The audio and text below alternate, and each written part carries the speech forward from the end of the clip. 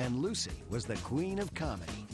She's the reason why I'm an actress today. She paved the way for all of us. Cheers, Friends, Seinfeld. Lucy inspired them all. She wasn't afraid to make an ass of herself, and it worked. However, when the stage went dark, the fun and games stopped. Desi had an amazing temper. Nobody was happy. Lucy could be sort of nasty to some of the people who worked around her. There was boozing. A lot of times, he sought relief, if you will, by opening a bottle of alcohol.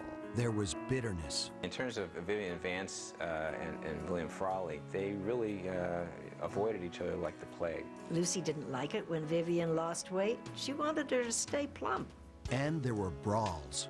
I would go over to play at Desi Jr.'s house, and his parents would be just fighting and throwing glasses. But what endures are the laughs, and people are still laughing after more than 50 years. When I think of I Love Lucy, after all these years, Lucy was everybody. it is still hysterically funny. That's what makes Lucy brilliant. Lucy has never been equaled. This is a rare behind-the-scenes look at one of the best-loved sitcoms ever made. This is the story of I Love Lucy, the True Hollywood story. Lucy and Ricky Ricardo. It's a story about two people that find complete happiness and understanding in marriage. Am I right, honey? That's right. Lucy played a neurotic New York housewife with a nose for trouble. Real-life husband Desi Arnaz played Ricky, a nightclub singer with a temper as hot as his Cuban band. Lucy pressed all his buttons. Together they fought, made up, and fought some more. And TV viewers loved every minute of it. She's the poor, put-upon woman, trying to please her husband, trying to do everything for him, and winding up doing it all wrong. 50 years later, Lucy is still considered one of the funniest women ever. Lucy has never been equaled. She was beautiful. She's beautiful. She paved the way for all of us. She was the first woman to do physical comedy. She obviously worked very hard on what she was doing. She went for what was funny, and she was willing to do anything. You know, you don't make them like her. The show is seen in 77 countries. It's dubbed in over 20 languages, and it has been said that every moment of every day, somewhere in the world, I Love Lucy is on television. Lucille Ball's face has been seen by more people more often than anyone else in history. It is amazing that generation after generation is familiar with Lucy, and they all say the same thing. The reason they love it is that they can watch it with their children, with their parents, with their grandparents. And a lot of young comedians and young actors, and so many of them, not just the gals, but the guys too, say Lucy was my inspiration. For many devoted fans, the Lucy Desi Museum in Jamestown, New York is a shrine. We have a scrapbook in the museum where we encourage visitors to leave their personal tribute. People talk about how the I Love Lucy show has got them through the lowest times in their life. They talk about hearing their grandson laugh for the first time by watching an I Love Lucy show. And what's unique about that is this particular entry indicated that her grandson was autistic. The show has been therapeutic for so many people. I Love Lucy also set the standard for an entire genre, the TV sitcom. Television was really in its infancy. It was comparable to the internet today. It was just kind of getting its feet, figuring out what genres would look like, what forms would work, and it was drawing from a lot of different inspirations, from radio, from film, from vaudeville, from Broadway. And Lucy came in a moment when television was exploring possibility and really helped to define the form. Lucy broke the mold, and so did the show's producers. In the early 1950s, network television was broadcast live from New York.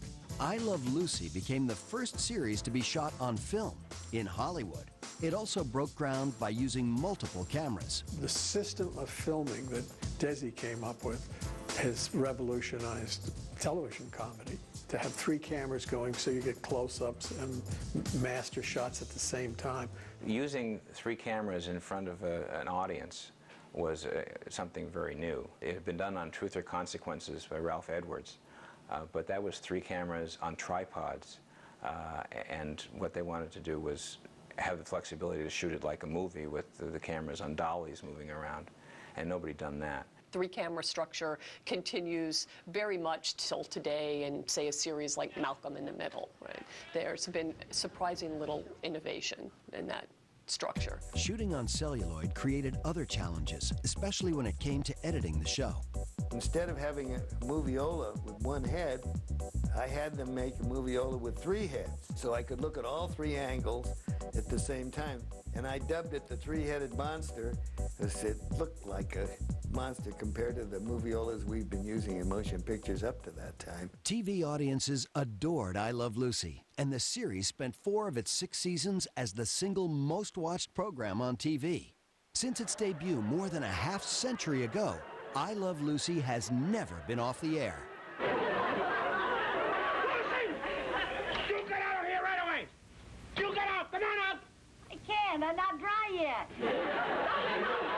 By 1952, Lucy and Ricky Ricardo reigned as America's funniest couple. But that's only half the story. Offset, their lives were no laughing matter. Sadly, I guess some of that did not translate into the Arnaz's real life. They were still real people. Everybody doesn't live happily ever after.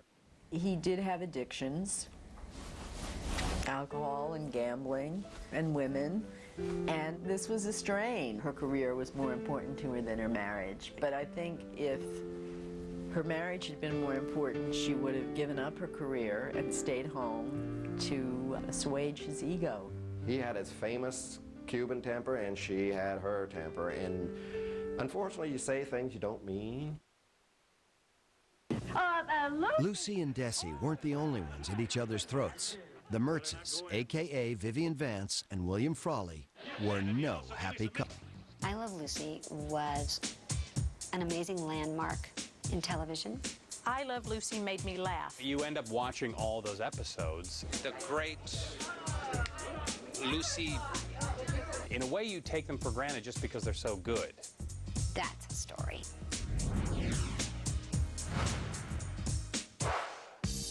Coming up, Lucy's Hard Knocks. You're not going to make it as an actress. You just don't have what it takes, was the message that she was given. And later. Nobody was happy, but nobody let it show.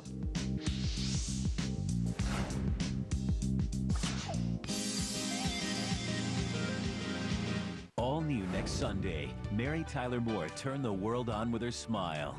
But tragedy and heartache turned her world upside down. All the comedians that I've known have had very sad lives. Mary said it was the worst period of her entire life. Mary Tyler Moore, True Hollywood Story. Next Sunday, all new at 8, only on E! Dr. Ray locks horns with an adult film star. You're going to do my breast, and you're going to do a beautiful job. Dr. 90210, all new tomorrow. When? At 10 on E!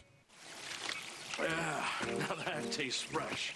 The whole natural mountain stream thing, it's fine. But I was just in there. You do not want any of that. There's salmon in there. And you know what they're doing? Spawning in the mountain stream. It's way too natural for me. Crisp, refreshing, salmon-free. Wow. Hey, fellas, you gotta act right now. Click here and you're a winner. Click here and... Spammer, huh? Yeah. This exclusive offer is just for you. You know, we helped reduce the amount of spam our members reported by 75% last year. Oh, go! Wow. Thanks for blocking them. Yeah, well, they're not just annoying. They can cause computer viruses or even identity theft. Well, hey, you two. You have been pre-selected to be an instant winner. Oh, never mind. Want a better internet? You belong at America Online.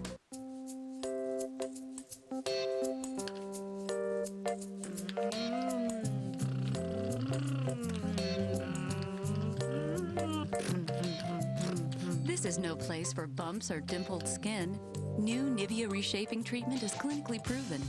Active soy extract and coenzyme Q10 work fast to help boost collagen production and bring problem areas back into shape in 3 weeks. New reshaping treatment from Nivea.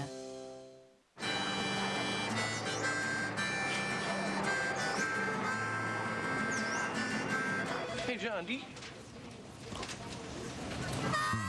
They're hard to put down. The new grill burgers at Dairy Queen. My dad calls it being spontaneous. We jump in our new Nissan Pathfinder and go. We find cool places to eat burgers. I like burgers. We see trees, mountains, and lakes. We sing corny songs, drive through sand, climb rocks. I really like motorcycles. I love our new Pathfinder. Ever since we got it, we do a lot of this spontaneous stuff. The new 7-passenger, 270-horsepower Nissan Pathfinder. Introducing the most indulgent lip color ever. New Super Lustrous Lipstick from Revlon. Moisture-rich liquid silk formula for smooth, irresistible lips. New Super Lustrous Lipstick from Revlon. Can you tell the difference between these pet medications? We know how much your family means and how important it is to find the right vehicle with the features, price, and selection you need. That's our commitment to you. And that's why Ford sells more vehicles in Florida than anyone. Looking for an SUV designed with you in mind? Expedition. Versatile, roomy, and surprisingly agile. We are your South Florida Ford dealers. Come see us for a low $379 a month lease on the best-selling full-size SUV in Florida. Just $379 on Ford Expedition. Now there's nothing holding you back. You're free to gossip. Free to flirt. Free to dream. And now you're free to text and picture message as much as you want because text and pics are now in. Add unlimited text and picture messaging to your in-calling for just $5 a month from our enhanced service area. Only from Verizon Wireless. We never stop working for you. Can you say Vitamita Vegemin? Vita Vita Vegemin. Vitamita Vegemin. Vitamita Vegemin. Vitamita Vegemin. Vitamina Vegemin. Vitamita Vegemin. Vitamina Vegemin. Vitamita, it's hard to say that. Where she slowly gets snockered. The arc of her drunkenness in that particular scene is amazing. Expert comic performance. Would you go ahead? You know, Comedy 101. It's not done in little pieces. It's done live in front of an audience, and there's not a wrong move that she makes. Nearly 40 years before she became known to the world as Lucy, Lucille Desiree Ball made her debut in Jamestown, New York. The date, August 6, 1911. Lucy's mother, Desiree, or Dee Dee, was a homemaker. Her father, Henry, worked as a telephone lineman. When Lucy was 3, her life took a tragic turn. Henry Ball came down with typhoid fever and never recovered. He was only 27. Unfortunately, her father died. She and her mother went to live with her grandparents, her mother's parents. And her mother had been expecting a child at that point. A few months later, Lucy's little brother, Freddie, was born. We had a marvelous grandfather. And he gave us a sensational childhood, so he made up for a lot of it. More than 1,500 miles away, in Santiago, Cuba, a boy named Desiderio Alberto Arnaz de Acha III was born on March 2, 1917. He was a child of wealth. His father was the mayor of Santiago, Desiderio II. And his mother, Dolores, who was also known as Lolita, was from the Bacardi rum family. Desi had a privileged childhood. He had speedboats and all kinds of toys. The Balls couldn't afford expensive toys, but they could expose Lucy to a wealth of comedy and music. She often accompanied her grandpa to vaudeville shows at Jamestown's Palace Theater. When the kids were done with their Saturday chores, many times they caught the streetcar and went to see a vaudeville show. Almost from the very beginning, she fell in love with show business. 14-year-old Lucy entered high school in the fall of 1925 and began starring in school plays. She was uninhibited as a child, you know. She was a free spirit. We expected her to be funny, to be mad, to be dramatic, to be all those things. And that was just part and parcel of her personality. Lucille Ball was ahead of her time. She was the first woman in Jamestown to bob her hair. She was the first woman to wear slacks. And because of that, people talked. Lucy decided to drop out of high school the following summer, and no one put up a fight. Lucy's mom, Dee Dee, was a free spirit, and you kind of had to be able to allow your daughter to pursue her dream of acting. This was the 1920s, and Lucille Ball left Jamestown for New York City to study dramatics. Lucy enrolled in the Anderson Milton Theater School in Manhattan. The competition was stiff. When she got there, she discovered one of her fellow pupils was a young blonde named Betty Davis. Betty, at that point, was very much already an actress, fully blown. Lucy was sort of shriveled up and stood in the corner, and they finally sent her home saying there is no way you have any kind of a future in show business. Kathleen Brady is the author of Lucille, The Life of Lucille Ball. Brady says Lucy wasn't afraid to put on her dancing shoes and try again. She tried to be a showgirl. She didn't emote as much as a showgirl is supposed to emote. She would get hired for third-string companies and quickly be fired. And somebody finally told her that she was so thin, while that was a disadvantage in being a showgirl, it would be a good thing in being a model. And so she got a job as a model. A designer named Hattie Carnegie noted Lucille Ball's resemblance to Constance Bennett, who was a great star of that era and probably the Michelle Pfeiffer of her day. Lucy learned to walk and sort of show off clothes.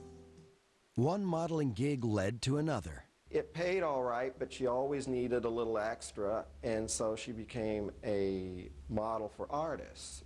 One artist sold a bunch of his paintings to cigarette companies. She became the Chesterfield girl one month, and there were these huge paintings of her all over town. The 21-year-old cigarette queen finally caught a lucky break. Sam Goldwyn, out here in Los Angeles, was producing a movie for Eddie Cantor in 1933 called Roman Scandals. He had a line of beautiful girls in all of his musicals. They were just called the Goldwyn Girls. Goldwyn's talent scouts came to town looking for a new crop of girls to take to Hollywood. It was a hot July day in New York City, and Lucy bumps into an agent she knew on the sidewalk, and this agent said, "How would you like to go to Hollywood? They have picked a bunch of girls to be starlets in an Eddie Cantor film, and one of the mothers plucked her daughter out. So they were in a bind, and they needed one more girl to fit the bill. Lucy fit the bill, so Lucy said sure." The salary, $125 a week. Good money in 1933. Lucy kissed Manhattan goodbye and hopped a train for Hollywood. Imagine what would have happened if that mom would have allowed her daughter to go to LA and do this Eddie Cantor film. I mean, Lucy wouldn't have had that opportunity to head to Hollywood. While Lucy shot Roman Scandals that August, an anarchist revolt shattered the comfy world of 16-year-old Desi Arnaz. There was a Cuban Revolution, and because Desi's father had been part of the government that was being overthrown, the rebels came and burned their house. They arrested Desi's father. Desi and his mother barely escaped with their lives. After his father was out of jail 6 months later, he went to Miami, and all of a sudden they went from being prosperous to having nothing. Desi joined his father stateside in June 1934. His mother stayed behind in Cuba. The teenager learned English at St. Patrick High School in Miami Beach and helped Dad eke out a living. They took odd jobs like selling broken tile and cleaning bird cages. Back in Hollywood, RKO Pictures put Lucy under contract as a showgirl. The aspiring actress quickly won bit parts in a string of forgettable films. Sally, she's not my wife. I'm not interested in your private affairs. I know now why you had to work every night. It's too bad you weren't man enough to tell me. Then, in 1936, 24-year-old Lucy got her first major supporting role in the classic melodrama Stage Door, starring Katharine Hepburn and Ginger Rogers. As soon as she got some money together, she brought her family out to California, and she wanted them all to be together. That is all that she cared about. And she more or less supported them all. She needed this foundation that a family gives, and so we were the security. That same year, opportunity also knocked for Desi Arnaz, an aspiring performer. The 19-year-old musician landed a gig at the Roni Plaza Hotel in Miami Beach. He managed to get a job playing the guitar, and then he was in a small group, which was the Siboney Septet. The Siboney Septet enjoyed a modest success locally. In the 30s, the American people embraced Latin American music like never before. It became a very popular music form. And Desi succeeded quite well within the nightclub scene. Desi's combination of good looks and charisma caught the eye of a music legend. He came to the attention of Xavier Cugat. He felt that Desi was talented enough that he could spin him off into his own subset of the Xavier Cugat Orchestra. In 1937, Desi moved to New York City to perform with the Cugat Orchestra. Within a year, he returned to Miami with his own band. The Desi Arnaz Orchestra performed at La Conga nightclub. Arnaz made an impressive $750 a week. Eager to share his success, Desi sent for his mom, Lolita, in Cuba. Soon after his mother arrived, his father divorced the mother and left her in Desi's care.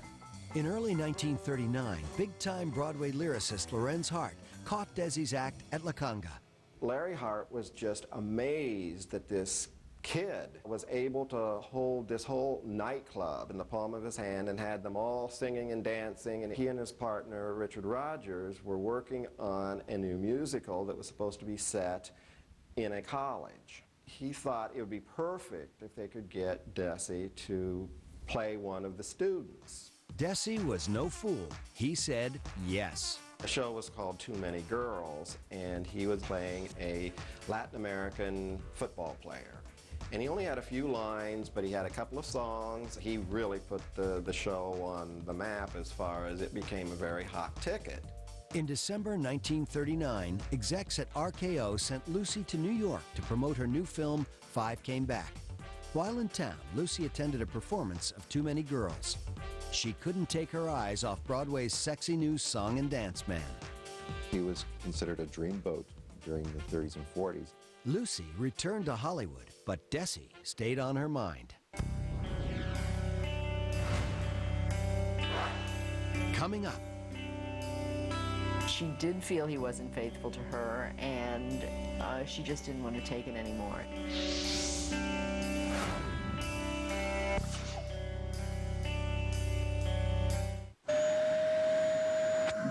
When your vacuum cleaner loses suction, your first instinct is to shake or hit it to unblock the clog. The problem, however, is more serious. Bags, filters, they all clog with dust and then lose suction. But a Dyson works differently.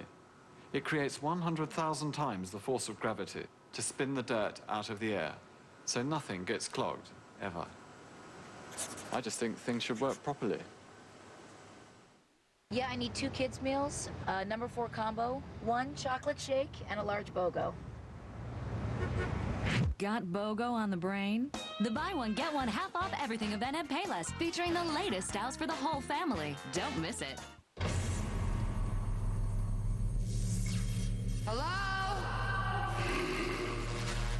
They're all waxed.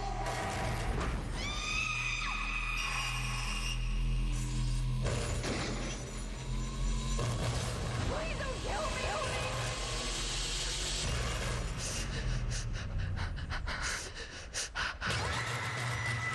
House of Wax. Rated R. Starts Friday, May 6th.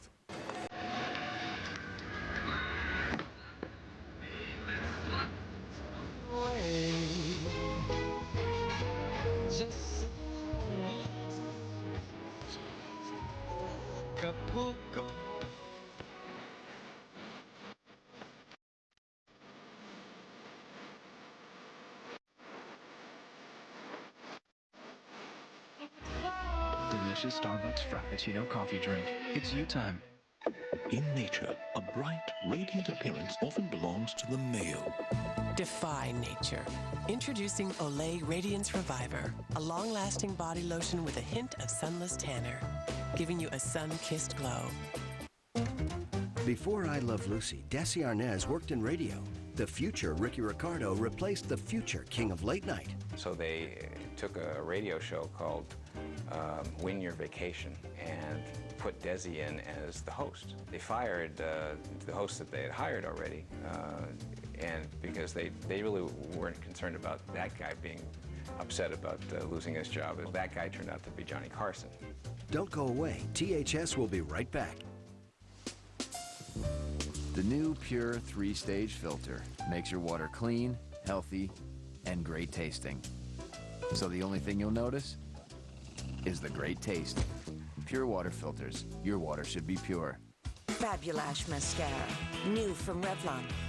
Exclusive lash maximizing formula for the fullest, most fabulous lashes.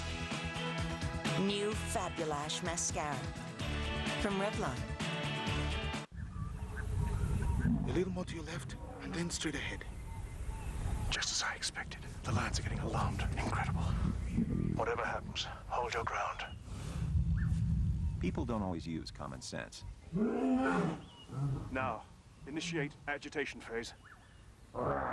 Fortunately, there's a healthcare company that does. At United Healthcare, we offer tools to fight rising costs, a 24-hour nurse line, and preventive healthcare solutions. United Healthcare. It just makes sense.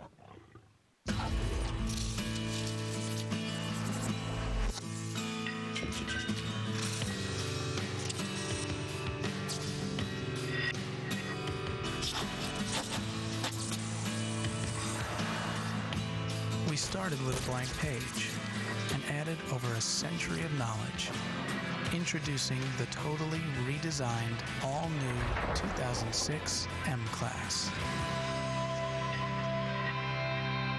This portion of E brought to you by Mercedes-Benz, located on the web at mbusa.com.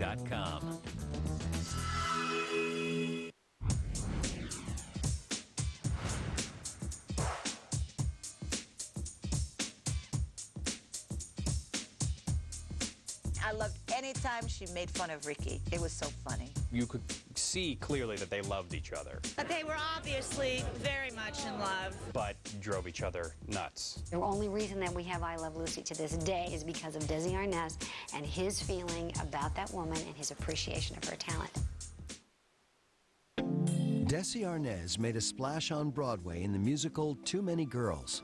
In 1940, he left New York for Hollywood to star in a film version of the show. The studio was RKO. His co-star, Lucille Ball. Lucy was in the middle of making a movie with Maureen O'Hara called Dance Girl Dance, and they had a big scene where they actually wrestle, and Maureen O'Hara gives Lucy a black eye. Lucy walked into the rehearsal hall, and she was still in makeup, and so she had this big black eye, sort of was all disheveled. The director, George Abbott, introduced Lucy to Desi. Lucy remembered Desi from Broadway, but Desi was unimpressed with his new co-star. He thought she looked like a two-bit hooker. They told him that that's the woman you're starring with in the next movie, and he thought she wasn't much. And then the next time he saw her, she was dressed very demurely, and he said, "How would you like to learn to Roomba?" That was his come-on line. They used to ask Lucy, was it love at first sight? She said, no, it took about 5 minutes. There was just one problem. When they began dating, Lucy was more or less engaged to an older director named Alexander Hall, who had some success directing Shirley Temple. Desi was actually engaged himself at the time, and that ended rather quickly. A lot of Lucy's former beaux had been serious directors and older gentlemen, and he was usually going out with 30 girls at once. It didn't make any sense to anybody. The age difference only added to the tension. Lucy was 28, Desi 23. There were already signs of jealousy at that point, and Lucy didn't like the idea she had so much competition.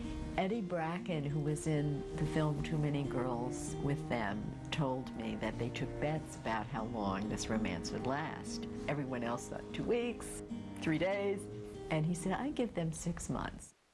Too Many Girls finished shooting on August 15th, 1940, but Lucy and Desi were determined to stick together. Desi went back to New York to continue his orchestra engagements, and Lucy had to go on to the next film. She was under contract. But she made a point as soon as it was time to promote Too Many Girls in New York that she got back together with Desi on the East Coast. She got the studio to send her to New York on publicity shots, and then they eloped. A judge in Greenwich, Connecticut married the actress and the band leader on November 30th, 1940. Lucille Ball told me she thought the marriage would last 6 months and that marrying Desi was the craziest thing she'd ever done. Lucy didn't need to call her family with the good news. The secret wedding made headlines across the country. We just got the news in the paper like everyone else, and we were just shocked. At that time, it was almost like a mixed race marriage in the sense where this white bread woman is married to this hot Latin guy. I don't think that they ran into any real difficulty with that, but I think there was kind of a scandalous kind of tone to it. The newlyweds settled on a secluded ranch in LA's San Fernando Valley, about 30 miles from RKO Studios. The couple christened their love nest Desi. In her autobiography, Lucy wrote that the fights began right away. However, Lucy compared the squabbles to lovemaking and insisted that she and Desi were mad for each other. Lucy and Desi were, of course, very happy when they first got married. They just couldn't keep their hands off of each other. They were just demonstrative in that. They were so in love. Lucy became pregnant in January 1942. 3 months later, she suffered a miscarriage.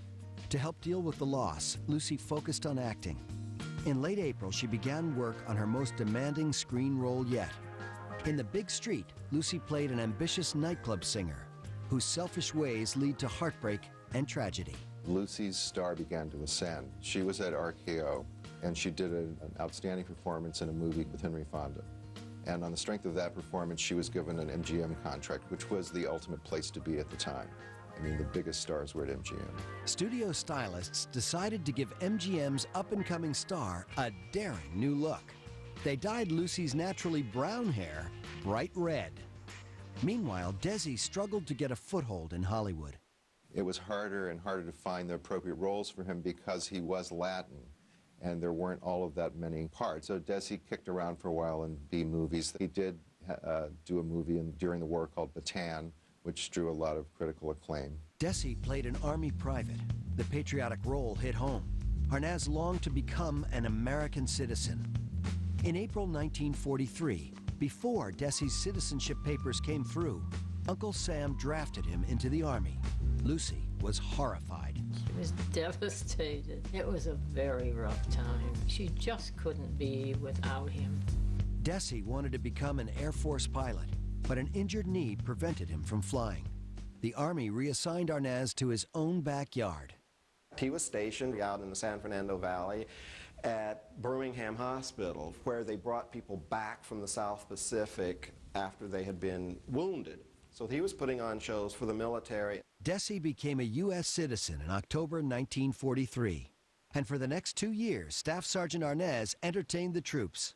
However, Desi's 3-year marriage began to unravel. His being on the road was just too much of a strain on the marriage. She did feel he wasn't faithful to her. She just didn't want to take it anymore. In September 1944, Lucy filed for divorce, citing extreme mental cruelty. She was miserable and he was miserable, and finally some of the friends started saying, look, can't you get back together and talk this over, because obviously you both still care about each other. The force of his personality persuaded her.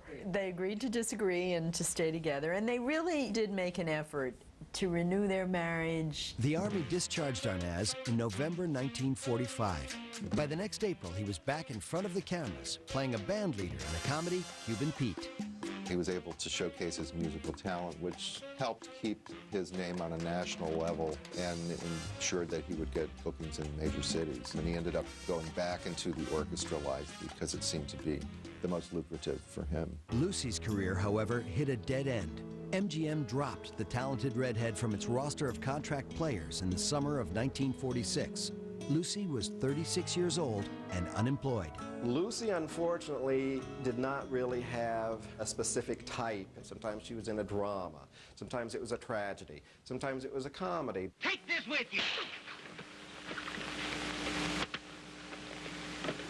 Jimmy, aren't you going to take me with you? All right, get in. Oh, Jimmy, you're so brave. Oh, shucks.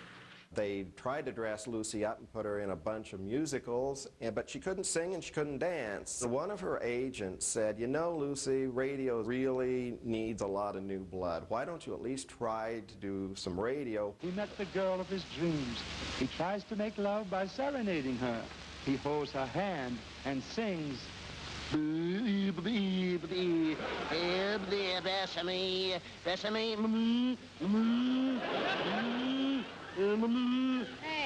what am I going to get, a kiss or a quart of milk?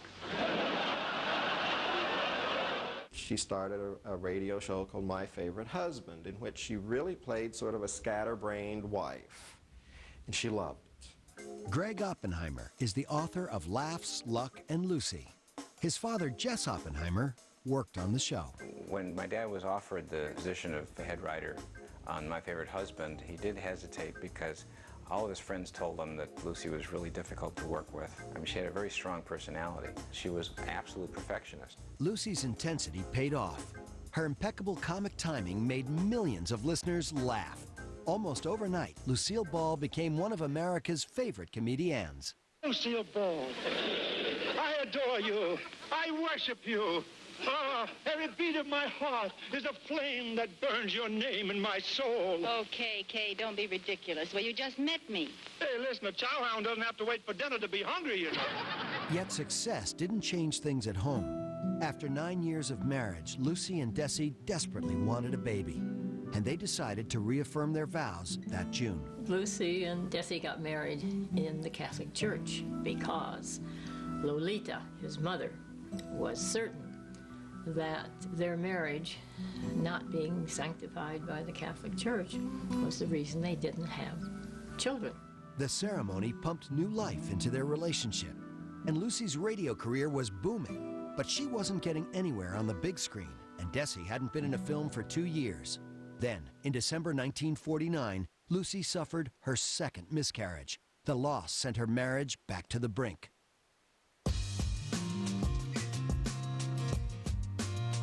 Coming up, a desperate housewife. She wanted to work with Desi, her husband, to try and save their marriage. And later, sometimes Lucy could be sort of nasty to some of the people who worked around her.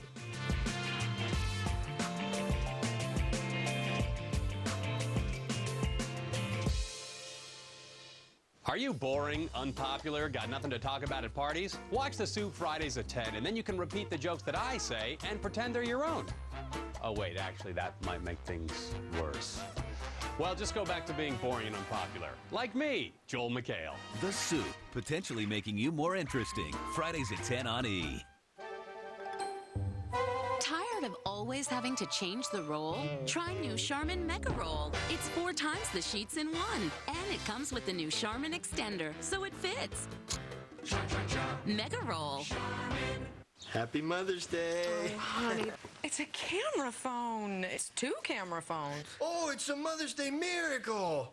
Oh, hey, I'll take this one. This year, Mother's Day isn't just for moms. Get Mom an LG VX 6100 camera phone from Verizon Wireless for $49.99 and pick up one for yourself free. Plus, you can add unlimited text and picture messaging to your in-calling for just $5 a month from our enhanced service area. But hurry, this deal ends May 8th. I sent you a picture of the syrup.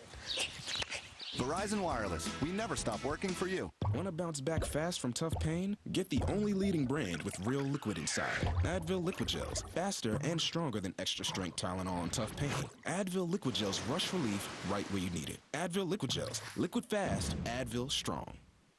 Now, I did about 20 variations before I got to this. It feels handmade.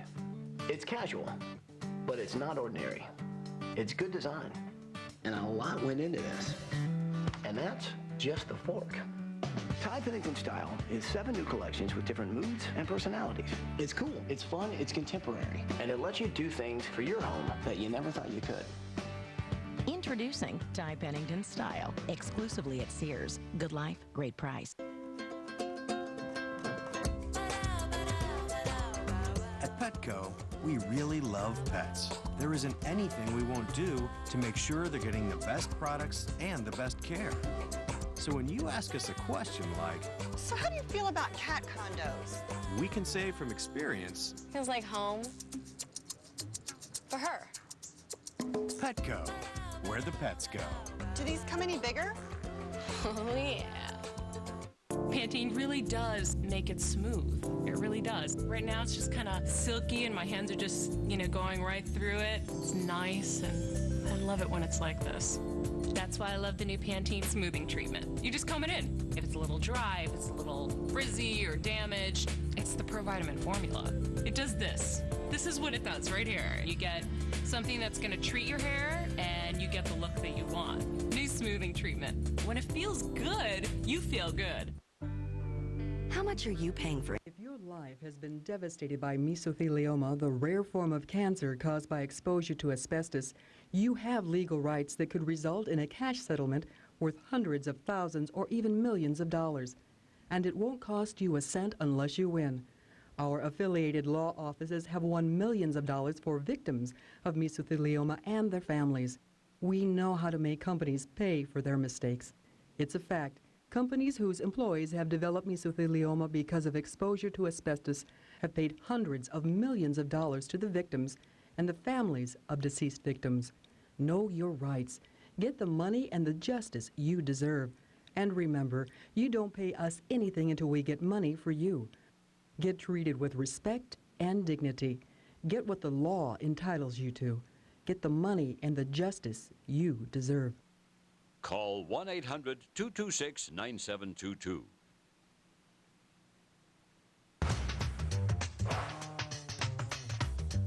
What made Lucy a great comedian? Commitment. Timing. She would commit to what she was doing. And the fact that she was every person. She wasn't afraid to make an ass of herself. She would light up the screen. And it worked. It really falls on her comedic genius. Radio show that launched Lucy's comedy career. You pay attention to me, not the sports page. Oh, gee, Liz, I just took a Ever since spring training started, there have been 11 of us eating breakfast. 11? Yes, you, me, and the Dodgers. Oh, Liz, you're exaggerating. I am not. Lucy played a dizzy housewife on My Favorite Husband.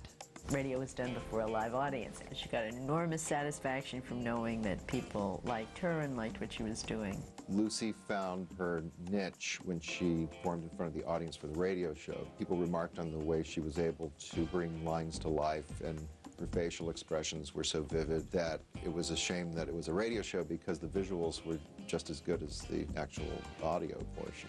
By the time Lucy became very successful in radio, radio itself was on its way out. Television was taking off. CBS wanted to take the series to television, and that's when Lucy said she'd do it, but Desi needed to play her husband on the show. She wanted to work with Desi to try and save their marriage. I mean, he was on the road all the time with his band.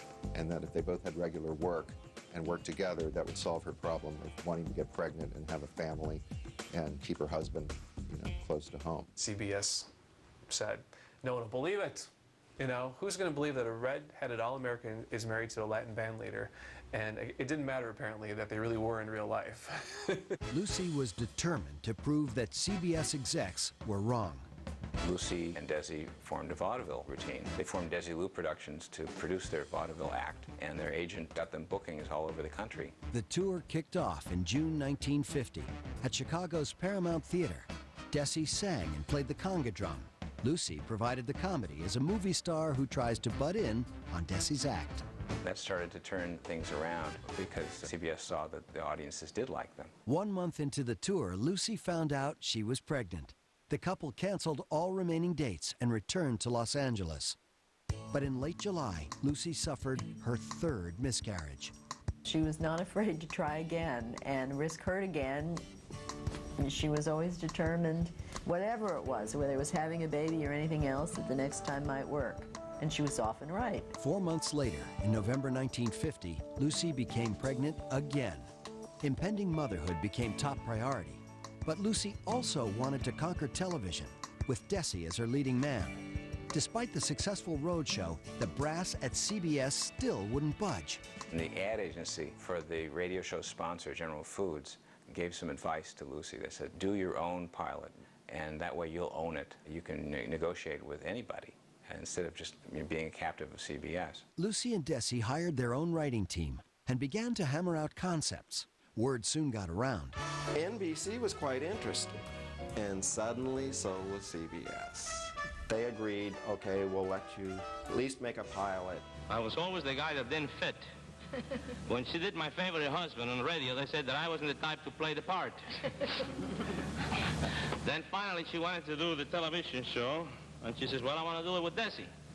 So everybody again said, well, he's not right to play your husband. Finally, one executive at CBS says, well, maybe the audience would buy him, because after all, they have been married for 13 years. Then all of a sudden they had to come up with a pilot. So my dad said, what if we did a show about a guy who's in show business, he doesn't realize it, but a girl that he married wants nothing more than to break into the act. Well, you know, CBS liked it. My dad typed it out and took it down to the Screenwriters Guild and registered it for $1, which turned out to be a good investment. On March 2nd, 1951, Desi's 34th birthday, the couple shot a pilot. They even kicked in $5,000 of their own money. Lucy was 5 months pregnant, but hid her condition well. CBS loved the episode, and tobacco giant Philip Morris signed on to sponsor the show. Still, producer Jess Oppenheimer thought the series needed more than just Lucy and Desi. They wanted this old couple that managed the apartment house they were in to be the neighbors that they played off of. 64-year-old vaudeville veteran William Frawley became penny-pinching landlord Fred Mertz. The role of his exasperated wife, Ethel, went to versatile 39-year-old stage actress Vivian Vance. Her Broadway and regional theater successes created the real platform for her to be cast in I Love Lucy. With the cast in place, Oppenheimer wanted a catchy name. Desi insisted on top billing. My dad had some arguments with Desi because he couldn't figure out why couldn't his name come first. I mean, Lucy was a big movie star at the time. My dad selected I Love Lucy. He convinced Desi that Desi is the I in I Love Lucy, so he actually, in effect, was getting billing over Lucy, in the title at least. In the 1950s, most shows were televised live from the East Coast. Network execs assumed Lucy and Desi would make the move east, but Lucy refused. Lucy did not want to do the show live from New York, and that's what was expected at the time. Lucy wanted to live in California and have children. There was another problem. Television technology was still in its infancy. 85% of the TV sets in the country were east of the Mississippi at the time. There was no cable that went across country. Instead, the networks provided the West Coast with kinescopes, a second-generation film shot from a TV set. But kinescope images were often murky and blurry. Desi came up with a solution, which was, let's film the show, and then we'll have 35mm prints of it that are excellent quality that can be broadcast on stations in New York and on the East Coast. Still, shooting on film cost twice as much as live production. CBS was nervous about this. They balked at the expense. They weren't sure it was worth the investment. So Lucy and Desi finally said, look, we'll take less money if you'll let us film it, and we'll keep the ownership to the show once it runs. And the network thought, well, we can't use them once they've shown.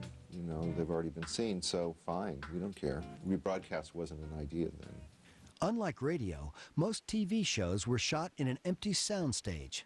Lucy is so much better in front of an audience, and my dad knew that, and Desi knew that, and CBS knew that. Any good comedian, especially somebody like Lucy, who do so much physical stuff, needed to know how people were reacting. With a fall air date looming, Desi searched for a location big enough to hold an audience. Lucy took time off to prepare for the baby. She was ecstatic, and so was he. And he was lovely during that time. He was just the most ardent and the most attentive husband you have ever seen in your life. On July 17, 1951, Lucy Desiree Arnaz was born. After 3 miscarriages, Lucille Ball finally became a mom. A few weeks later, she turned 40. It was a wonderful time because they had their first baby, and they were starting a whole new career for both of them. That August, rehearsals began for I Love Lucy. Television would never be the same again. Coming up, mood swings. Well, Desi had an amazing temper, and it would flare up, and he'd yell and scream.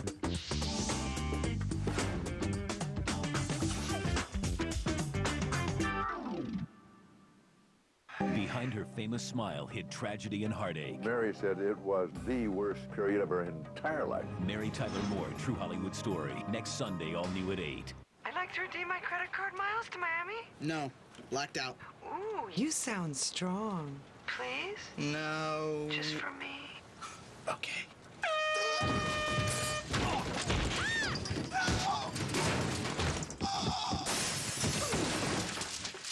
The answer's always no. Go from no to no hassle with Capital One No Hassle Rewards. There are no blackout dates on any airline, anytime. Should have worked at Capital One.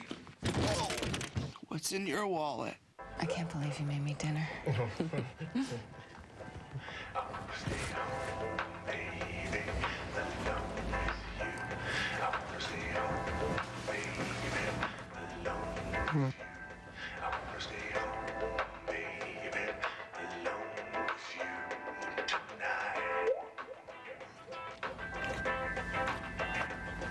A1 steak sauce. That's good. Yeah, it's that important.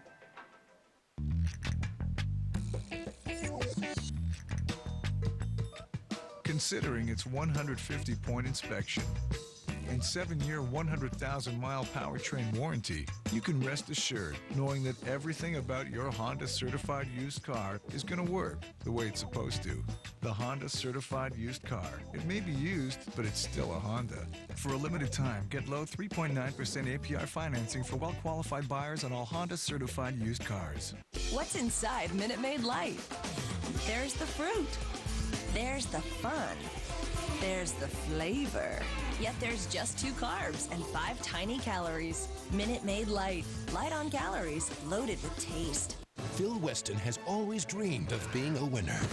1.3 Now, I'm going to coach my kid's soccer team. his time has finally come. Hey, we scored a goal! Kicking and screaming. It's so sweet! Rated PG starts May 13th. When I Love Lucy first hit the air, Lucy and Ricky Ricardo had a different last name. Characters were named Lucy and Larry Lopez. They decided that they better change that because there was another Hispanic band leader named Vincent Lopez, and they thought people might get confused. So they came up with the name Ricky Ricardo, and that became the name in the pilot. Don't go away. There's more THS I Love Lucy to come. Cool. Excuse me. I'm not hearing any music. I'll take care of it.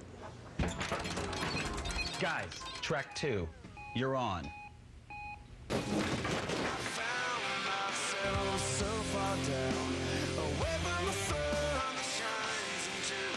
Bud Light, fresh, smooth, real. It's all here. Now from London, Rimmel's new volumized mascara. With unique volume boost comb. Builds 5 times more volume for massive lashes.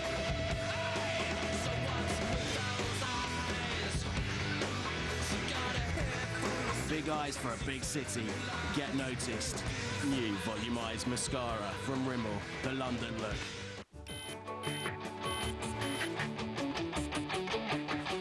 She looks like something special. She has a certain style. She has a grace like pleasure. So right on the line, oh, walk me with a shade. I looked around to find out where she is gone. Goodbye, girl. Goodbye, girl. This portion of E, brought to you by Under Armour Performance Apparel. The advantage is undeniable.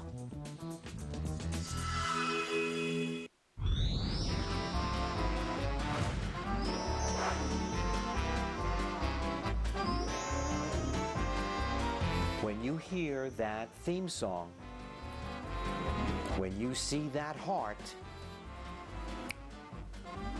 you go, okay, let me just for a minute. I'll watch just for a minute, and then a half an hour has gone by. On September 8th, 1951, cameras rolled at the General Service Studios in Hollywood on the first episode of I Love Lucy. Good evening, ladies and gentlemen. Thank you very much. The show premiered 5 weeks later. America fell in love with these people, and they became the first real television celebrities. And the entire nation looked forward to spending a half an hour in their company every Monday night. Week after week, an astounding 50% of TV households tuned in to watch Lucy tear it up.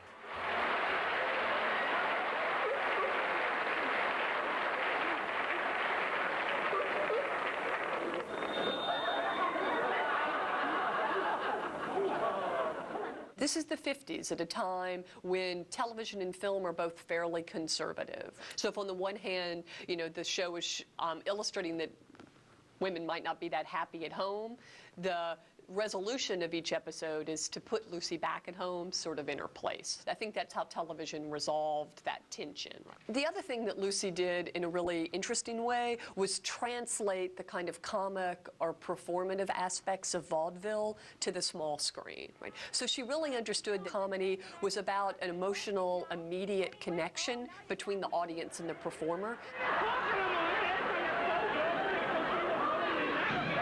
Viewers laughed out loud, but behind the scenes, there were few smiles. She thought one of the reasons why I Love Lucy was so popular is because she said every man in America swears he's married to Lucy. Or up with a fair amount in order to kind of finally rise in sort of public esteem. Still, Lucy stole the show, though hamming didn't come naturally. Lucy was not really a comic. She wasn't, you know, on and funny all the time. She was a brilliant dramatic actress playing a comedy role. She would wrestle with the material, learn it, and work with it, and when it reemerged, you know, it was just sensational. Desi was the opposite kind of performer. At that first read-through, he instantaneously figured out how he was supposed to do the reading. He never got the credit for being the perfect foil for her. I remember we were rehearsing once and Lucy tripped over a wire and fell, but she didn't hurt herself. And Desi was watching and he grabbed me under the shoulder. He said, "Oh my God, if anything ever happens to her, we're all in the shrimp business." Desi also knew I Love Lucy wouldn't last forever. Desi went to my dad and said, after the show goes off, I'm probably not going to have this great acting career on television. What I really want to do is produce, so I need some credit. You think you could be executive producer? And they negotiated back and forth. Desi was the man behind the scenes. He was the one who visualized how the show would be put together. He ran the studio. He saw that Lucy's best interests were looked after, and he didn't often get credit for that. Jess Oppenheimer eventually agreed to give Desi the executive producer title. My dad reads in the trades an article quoting my dad as saying, Desi's going to take the executive producer credit, and Desi has been the real producer of the show all along. And my dad never said any such thing. And so he stormed into Desi's office and said, "How can you take credit like that? And how can you quote me for something like that?" And Desi said, "It's like I said, I need to build a rep as a producer." Jess had created the show, and then all of a sudden, when the show began to take off, when Desi took the executive producer title, I think Jess rightfully felt like he was being shunted aside or not given as much of the credit as he was due. Fans never got wind of the off-camera battles. And in April 1952, I Love Lucy became the #1 rated show in America. Outrageous scenes like when Lucy's nose caught on fire kept the audience glued to the television each week. They built a special putty nose that wouldn't burn with a wick in it just to ensure her safety. She was supposed to take the nose off when it caught fire and put it in the coffee cup. But instead, she ad-libbed a little move when the cameras were rolling. And she actually picked up the coffee cup and dunked her nose in the coffee cup while she was still wearing it. And it was just a classic moment, and it was all Lucy. But in the Arnaz home, sensational ratings didn't add up to marital bliss. It was really tough for Desi because everybody credited the show's success to Lucy's artistry. And he was just sort of being sidelined as far as credit is concerned. It was ironic because Lucy wanted to do the show with him to save their marriage, and it actually caused more pressures on their marriage. Coming up, Lucy sees red. They discovered that Lucille Ball had registered to vote as a communist. And later, breaking up is hard to do. He always considered Gary that man that's sleeping with my wife.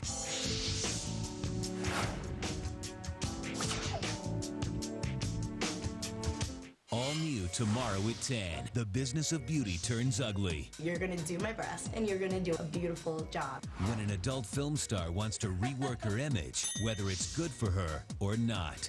It's just insane to operate on a patient who smokes. Dr. 90210. All new tomorrow. When? At 10 on E! A lifelong dream. It's my time to get discovered. With only one day to make it happen. I'm doing this for my daughter. Fight for fame. Sunday, June 5th at 10/9 Central. Explore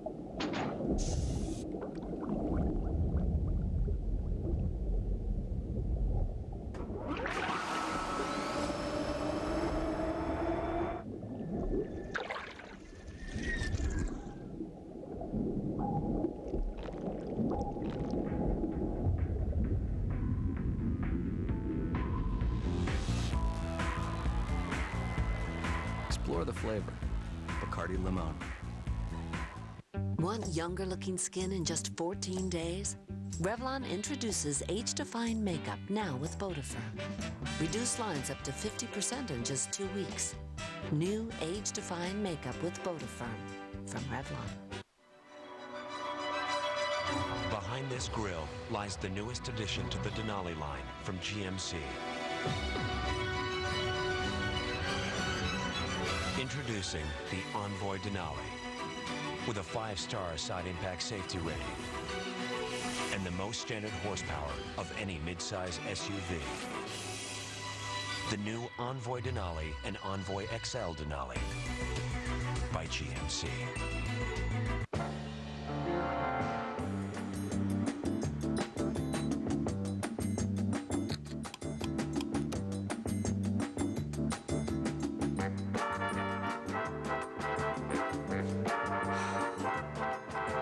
Making a short movie.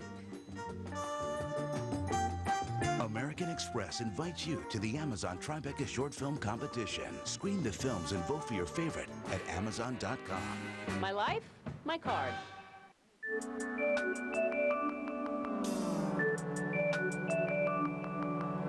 It actually gets fan mail. The Byron chair from Lazy Boy. The new look of comfort.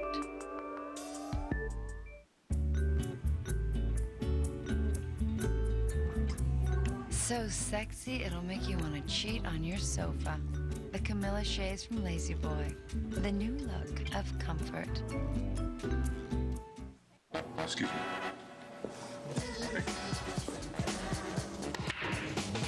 So, you've played this game before. Nice shot. Thanks for the invite. This has been fun. The first time I fell in that bedroom. We know how much your family means and how important it is to find the right vehicle with the features, price, and selection you need. That's our commitment to you. And that's why Ford sells more vehicles in Florida than anyone. Looking for a car designed with you in mind? Focus, fun, roomy, and stylish.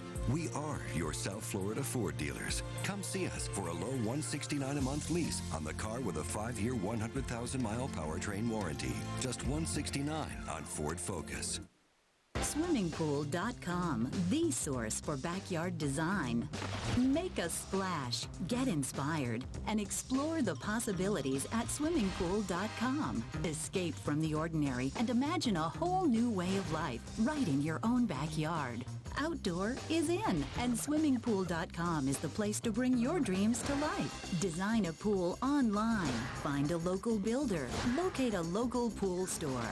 Swimmingpool.com.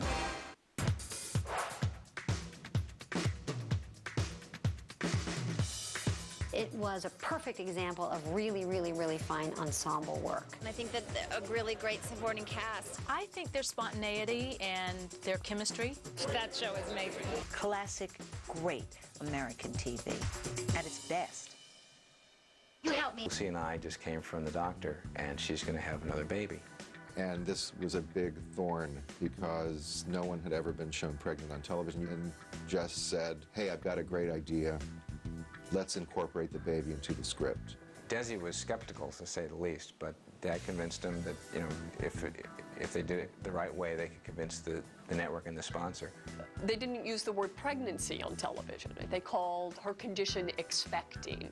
You know, they didn't even have double or queen-size beds on TV. They still had twin-size beds. You could only, you know, sort of hint at things involving sex or sexuality. So it was a risk and a gamble to incorporate pregnancy as a plot line into what was already a very successful series. They actually fought with the network and they fought with the sponsor, who didn't want anything to do with that idea either. But they also did not want their #1 show to go off the air, and so they finally agreed to let him do it. I think I wanted to say, I feel like a pregnant goose, and they said I could say I feel like an expectant swan. So they brought in a minister and a rabbi and a priest and had all of the scripts, approved by all these different people because they didn't want to offend anyone. Suddenly there was a little baby on the way, and it was television's first real child. Lucy was going to have her baby by cesarean section, so they knew the date that she was going to have it, January 19th, 1953. So they arranged to have her have the baby on TV the same day she had the baby in real life. But the writers didn't know whether to think pink or blue. So they were going to do alternate versions and put the one on the air with the ending that matched the sex of Lucy's baby. And finally, my dad went to Desi and said, this is going to cost us a fortune to do this. He said, if I had to choose, I would say, let her have a boy. And Desi agreed, but for different reasons. He said, Jess, she gave me a girl once, I might get another one. This may be my only chance to have a son. You give me a son on television.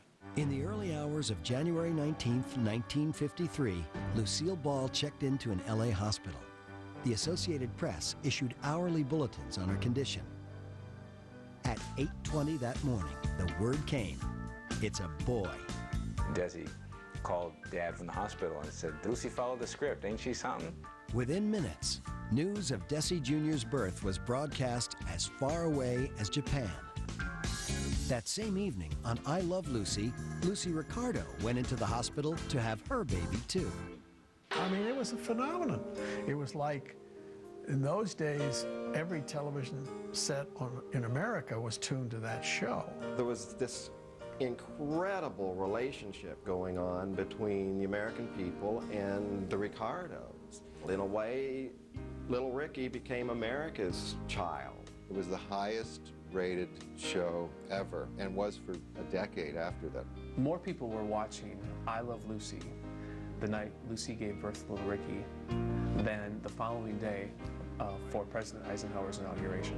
It knocked Eisenhower off the front page. What that episode really showed was that television had the capacity to build a national audience, that everyone around the country could come together around this fictional programming, and it meant that television was an extraordinarily powerful medium. In February 1953, less than a month after that famous episode, I Love Lucy scored the Emmy for Best Situational Comedy. Lucille Ball took the award for Best Actress in a Comedy. She was bigger in life, and all the little antics that she got herself into, no one could tear themselves away from watching the tube when she was performing. Philip Morris agreed to sponsor the show for another 2.5 years. Lucy and Desi were paid $5 million, making them America's highest paid actors. It's beautiful. What is it? Forget-me-not. As television solidified its reputation as a medium, and as I Love Lucy proved itself as a top-rated television show, the star value of the cast increased as well. The public at that moment is learning how really to welcome stars into their homes on the small screen. Cut! That's fine. Thank you. It seemed nothing could knock Hollywood's new power couple off course. But a Sunday radio broadcast that September threatened to destroy everything Lucy and Desi worked for. Walter Winchell had something on the radio, what redhead might be a red or whatever, and she thought, who can that be? That was the blacklist period when, dare I say, Republican senators were out to rid Hollywood and the nation of communists. Well, the next day she learned that it was Lucille Ball, and this was after I Love Lucy had become a big hit, and she really thought that it was the end. It turned out that 17 years earlier, Lucy joined the Communist Party, but not by choice. Lucille Ball's grandfather insisted that she register to vote, and he wanted her to vote as a communist because he was a socialist and truly believed in that. So she went downtown to register, and that, of course, came back to haunt her during the Red Scare. Lucy would never say no to Grandpa on anything. A lot of years go by, and she had forgotten about it because Lucy had no interest in politics whatsoever, and she was in shock when the story did break. The Arnazes held a backyard press conference. Desi insisted the only thing red about Lucy was her hair, and even that wasn't real. Ball was soon cleared by the House Un-American Activities Committee. Her religion and her politics were show business. That's it. Reported that Desi spent 20 minutes with a prostitute in a Beverly Hills hotel. Desi always claimed that he didn't run around as much as Lucy thought he did. And I know one time he told one of the writers for the series, I don't know what she's so upset about, they're just hookers. And he believed he was being faithful to her as long as he wasn't with someone who wasn't a hooker. In his autobiography, Desi Arnaz admitted cheating on Lucy, but wrote that his actions didn't change how much he loved her. Lucy focused on her work. She was unhappy at home, and she had a troubled marriage with Desi, and there was a lot of strain in her marriage. She would just wanted to come and rehearse and rehearse and rehearse and work all the time because that's what made her happy. In 1955, Lucy and Desi bought the soundstage where I Love Lucy was filmed. To cut down on commute time, the couple sold their San Fernando Valley ranch to be closer to Hollywood. But even a new address in Beverly Hills wasn't enough to keep Desi at home. So a lot of times he would want to go out at night and drink and go to a nightclub, and that was not where she was at least not at that point in her life. And so it became very problematic. Coming up, love and loss. I don't think it was a great shock to Hollywood, to the people who knew them well.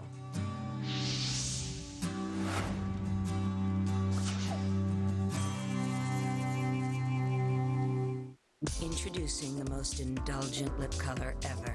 New Super Lustrous Lipstick from Revlon. Moisture-rich liquid silk formula for smooth, irresistible lips. New Super Lustrous Lipstick from Revlon. When your vacuum cleaner loses suction, your first instinct is to shake or hit it to unblock the clog. The problem, however, is more serious. Bags, filters, they all clog with dust and then lose suction. But a Dyson works differently. It creates 100,000 times the force of gravity to spin the dirt out of the air, so nothing gets clogged, ever. I just think things should work properly. Can I talk to you for a second? Sure. Does your Ultra Thin ever get wet and sticky? Yeah. It's gross. It makes you so self-conscious. Stay Free's revolutionized the Ultra Thin. It's new and it's different. I'd like to see that. Stay Free absorbs wetness 33% faster than always. Feel how dry that is. Oh, that's awesome. It's not wet and sticky. Really dry. Dry. Stay Free has a unique quick dry top layer and anti-leak core that pull away wetness 33% faster than always. Introducing Stay Free Dry Max Ultra Thin. Dry protection you can actually touch. This is amazing. Perfect. Check out the view. G'day. My volleyball team used all the towels. Can I come over and borrow one of yours? Sure. Hey, Janet, there's donuts in the conference room. Great. Yeah. Create your next trip on Expedia with virtual hotel tours and the most travel options anywhere. Expedia.com. Want to bounce back fast from tough pain? Get the only leading brand with real liquid inside. Advil Liquid Gels. Faster and stronger than extra strength Tylenol and tough pain. Advil Liquid Gels rush relief right where you need it. Advil Liquid Gels. Liquid fast. Advil strong. When THS returns, get the lowdown on America's wackiest redhead. She was one of the first comics that was beautiful. And most women up to that point had just been so focused on, their hair and makeup, and she did not care. Her focus was the laugh. Way ahead of her time. She just cared about being funny. Lucille Ball is the funniest, cleverest, most unique comedic talent that's ever been on television. THS will be back in a moment.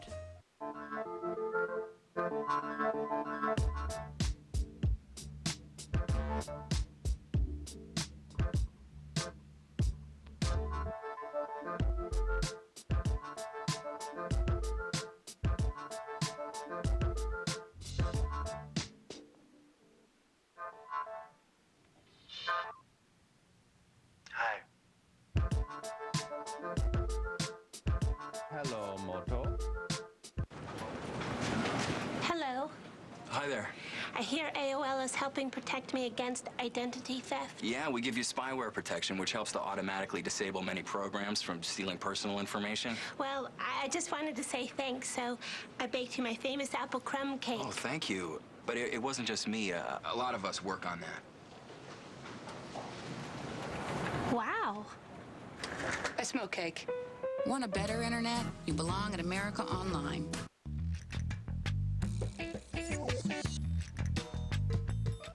Considering its 150-point inspection and 7-year, 100,000-mile powertrain warranty, you can rest assured knowing that everything about your Honda certified used car is going to work the way it's supposed to. The Honda certified used car. It may be used, but it's still a Honda. For a limited time, get low 3.9% APR financing for well-qualified buyers on all Honda certified used cars. There are only 4 days left until Cinco de Mayo. Join the fiesta by watching the Cinco de Mayo Marathon on E! Thursday starting at 10 p.m. Brought to you by Jose Cuervo Tequila.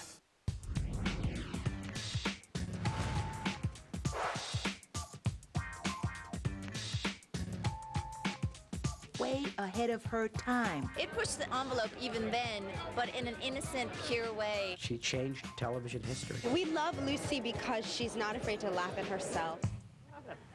Well, come on, I'll show you the inside of the studio. Oh, good. In the spring of 1957, I Love Lucy finished a 6th sensational season.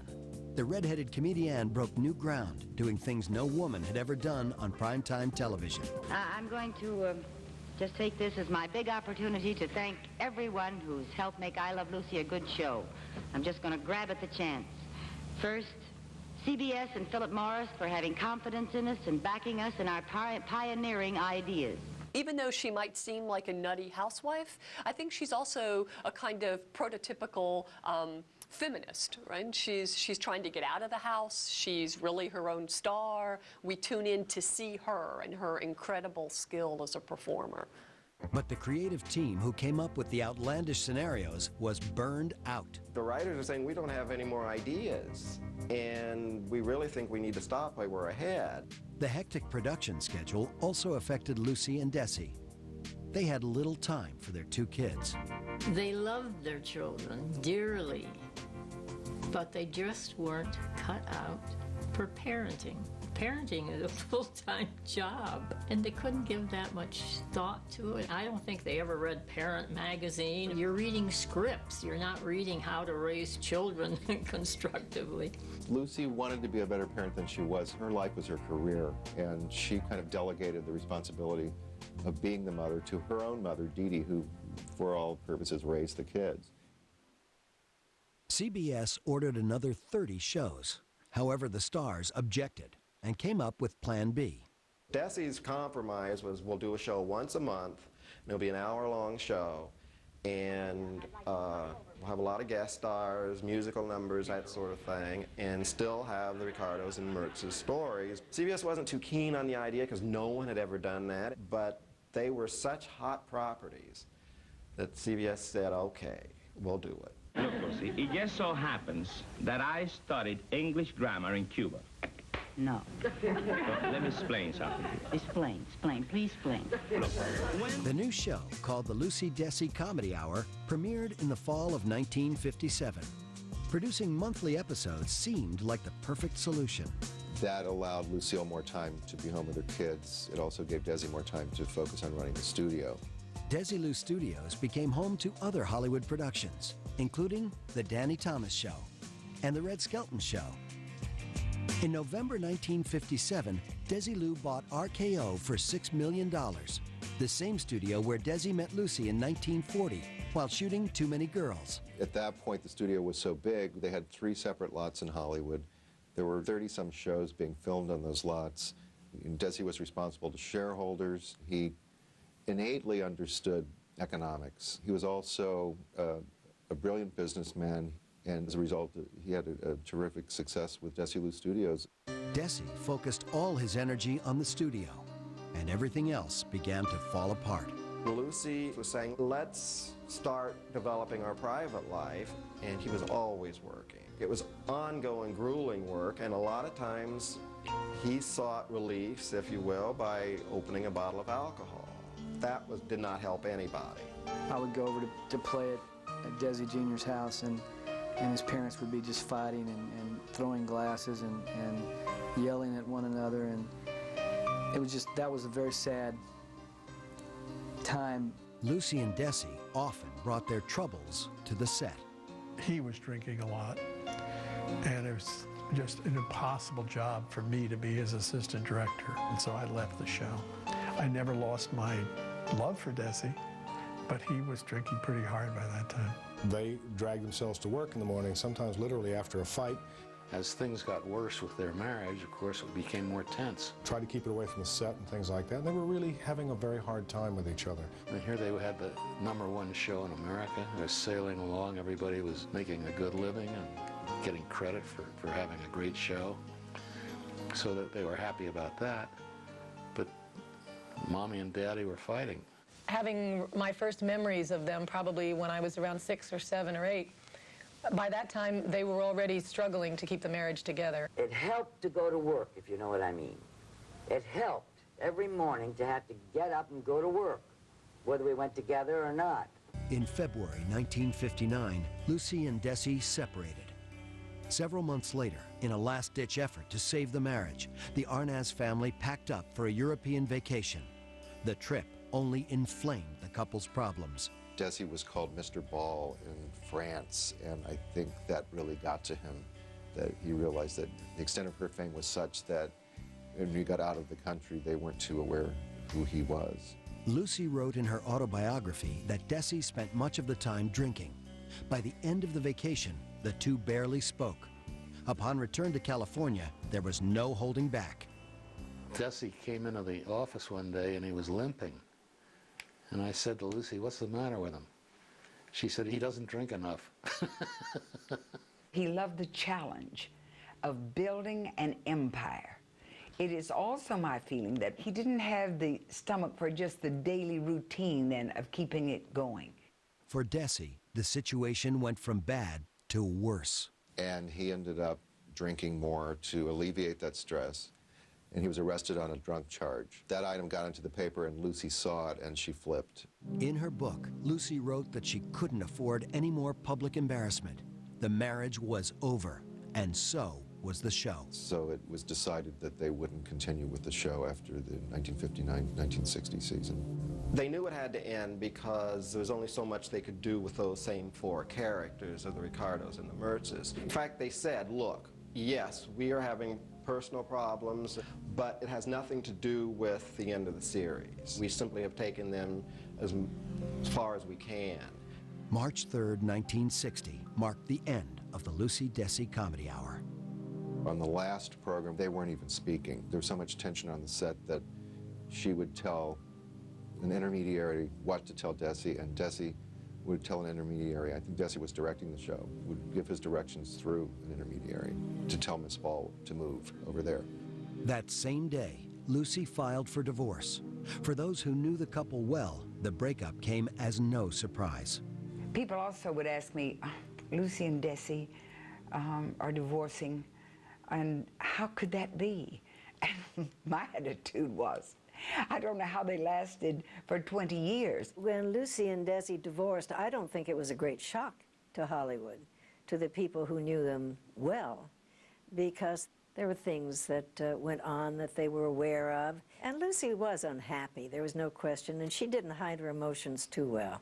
I remember Desi Jr. calling me and saying that Dad and Mom finally did it, you know. It was very sad. I think it was devastating and horrible for both of them when they divorced, and it was a shock to the entire nation. They were probably the most beloved couple in America. What we had in the Desi-Lou years was a kind of Camelot. In the end, Camelot became an illusion that finally disappeared in the smog of Hollywood. Across the country, nuns led Catholic school children in prayers for Lucy and Desi's marriage, but they went unanswered. When we got our divorce, we got a lot of sad mail. You know, sad, please don't, begging us not to, not knowing our problems, you know. By that time, she had made that final decision that together it wasn't working anymore. They were destroying each other. Their divorce was very hard for both of them. You can't share that many years and that much success and everything without, just tearing you apart. It was gone, and that's very sad. Coming up, second chances. It was like they were on their honeymoon. I mean, they would always give a big hug and a big kiss.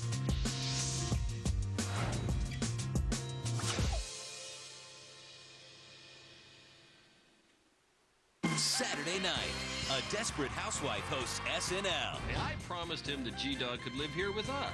But Dad, he just got out of prison and he's driving me bonkers. What are you talking about?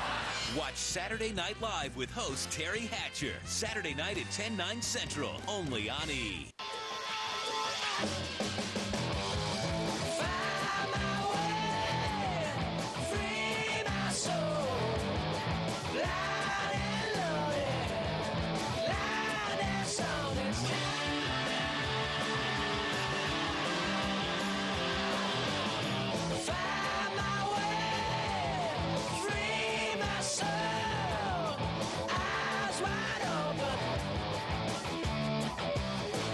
I'm aiming for fewer wrinkles and firmer skin.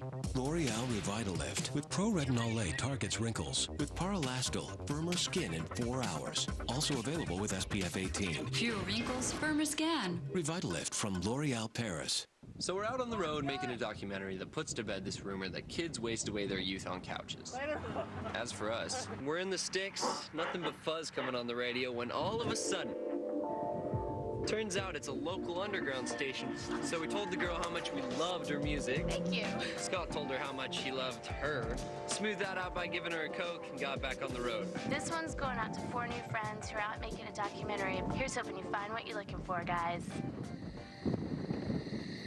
Yeah, so like going down the highway. To the right! Saw these guys in their trucks full of ice, and you're like, whoa. Hey, check this out. What off? Making a movie, a documentary, man. You gonna grind this rail?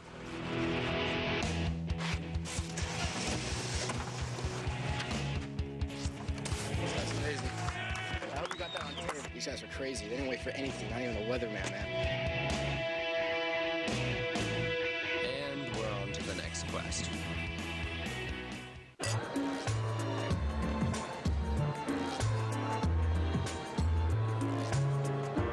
Tu corazón.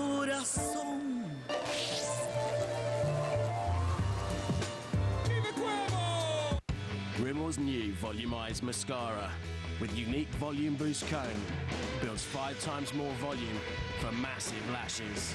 Big eyes for a big city. New volumized mascara from Rimmel, the London look. Item 7. What flavors do you taste? Cool ranch and cheddar. Bold. Cool ranch and cheddar. Item number 8.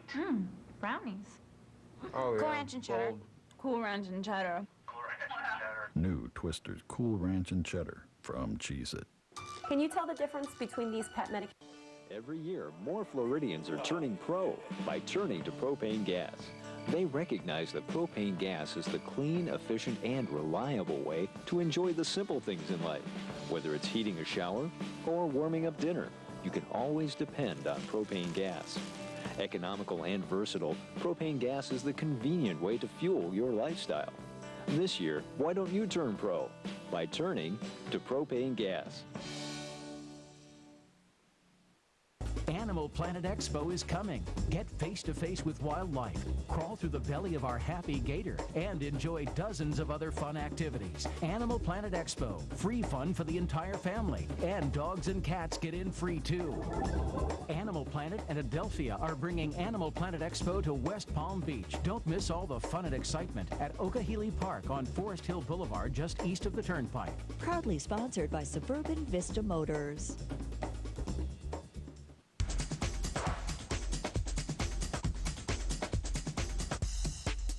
She was a wonderful physical comedian. She could be a goofball, but she was beautiful, and she was genuinely funny. She just made it look so easy, so effortless. Well, she was hilarious. She was brilliant. Nobody can make crushing grapes with their feet look as hilarious and as sexy as she could. But after the couple broke up in 1960, Lucy had one thing on her mind: get out of Hollywood. She was embarrassed. She thought the whole world knew that they'd gotten a divorce, and she thought that she'd let her fans down, and she wanted to change the scenery. And a show came along called Wildcat, and she thought it was perfect for her.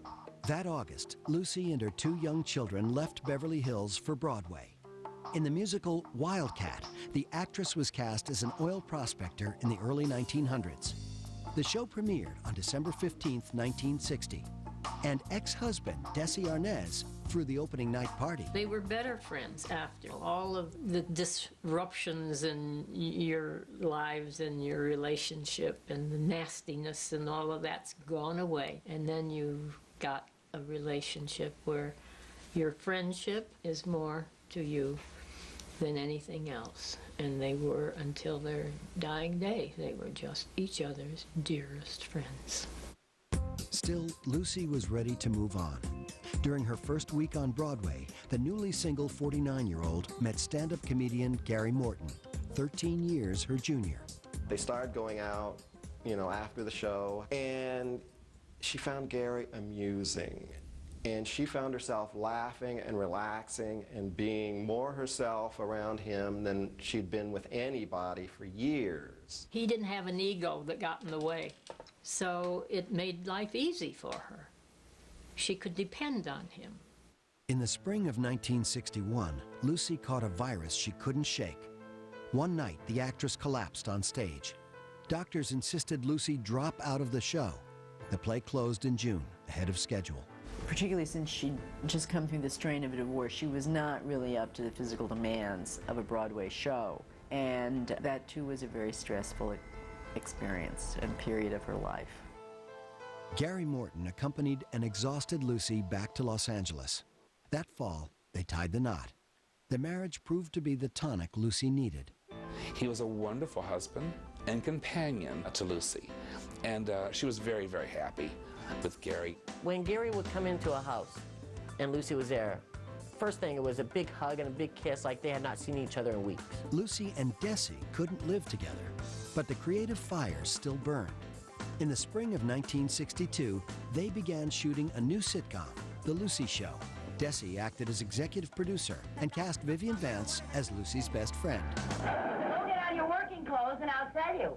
Now, Lucy, I've helped you do a lot of things, but I draw the line at plumbing. Now, Bill, do you want to hear the story about the friend, the doctor, the plumber, and the 2 sneaks, or don't you? And so she became Lucy Carmichael, who was a widow, raising 2 kids. The show premiered in October 1962, but it wasn't easy. Lucy decided to bring Gary Morton on board. So we have the 3 of these people on the set. Desi is producing and directing the show. Gary's doing the warm-up for the audience in advance of the show. It was just very strange. Desi was very jealous of Gary. He always considered Gary that man that's sleeping with my wife. And as his workload accelerated, his physical health didn't. At this point, his drinking had become really noticeable by a lot of people, and essentially, Lucille asked him to step down. In March 1963, on his 46th birthday, Desi married longtime friend Edith Mack Hirsch. I don't think Lucy and Desi ever got over one another. I think privately, Desi always lamented the loss of Lucy, and Lucy, even though she was married to Gary, still thought of Desi as the one. By 1967, Desilu became a full-blown production empire, home to such television hits as Mission Impossible and Star Trek. Lucy was at the helm.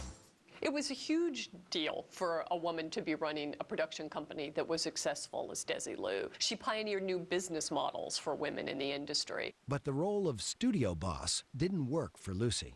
Whenever I've had to fire someone, I have many sleepless nights, and I have many times cried. But I never liked being a big businesswoman, so to speak. She sold Desilu in 1967 to Gulf and Western Industries, and it became Paramount. She started her own new company called Lucille Ball Productions. In the new series called Here's Lucy, 17-year-old Lucy Arnaz and 15-year-old Desi Jr. played Lucy's on-screen kids. 14, 24, 38, hike! Oh.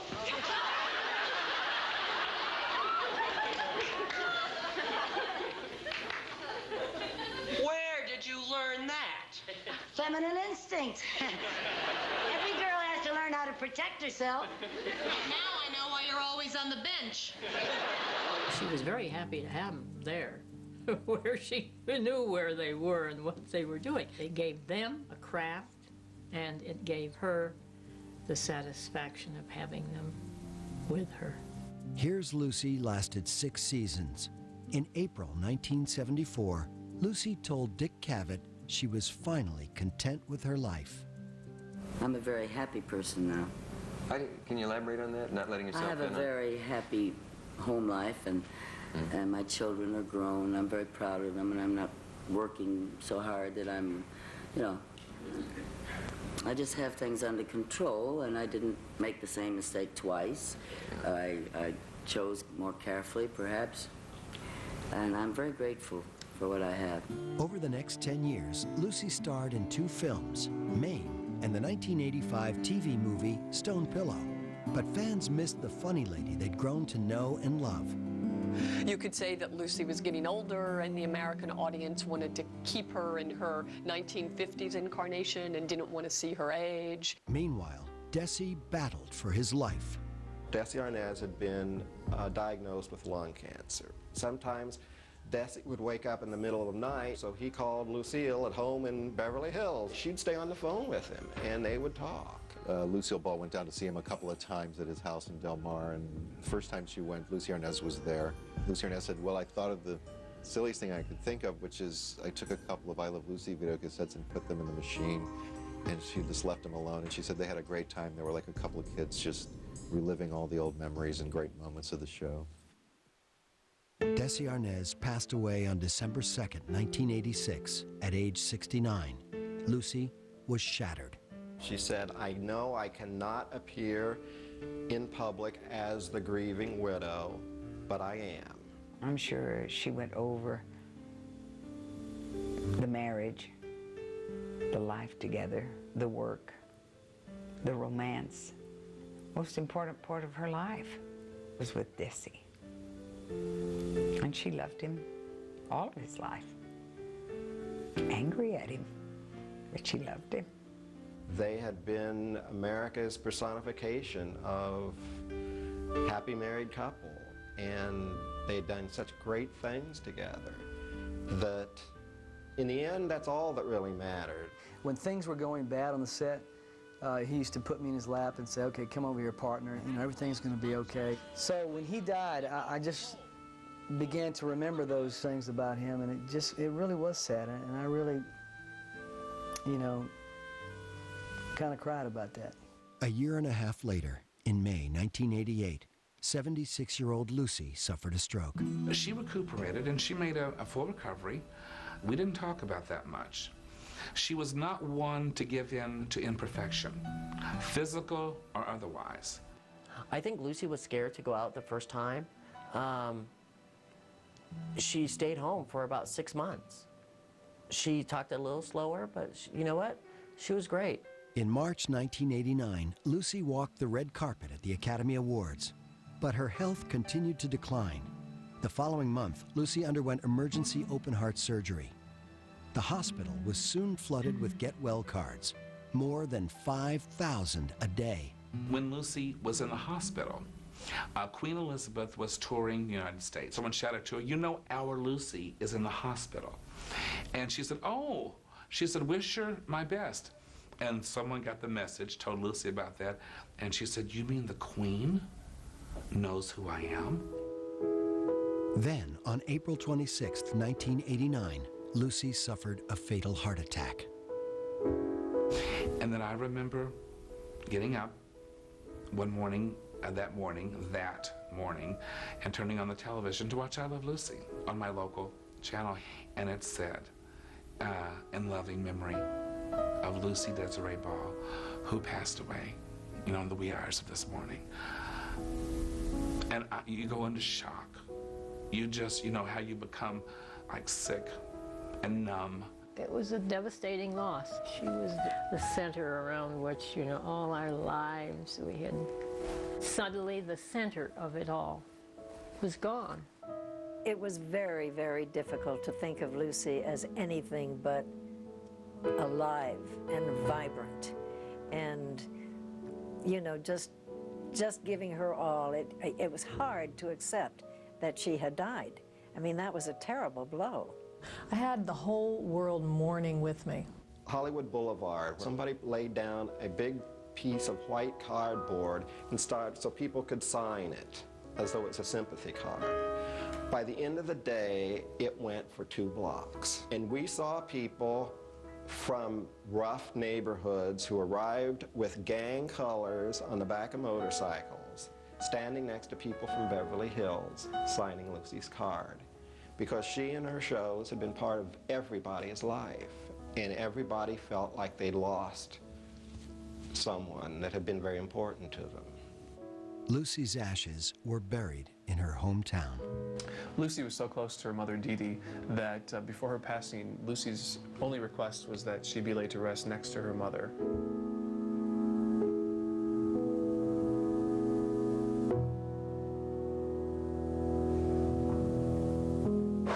Coming up. Lucille Ball was absolutely instrumental in my early career.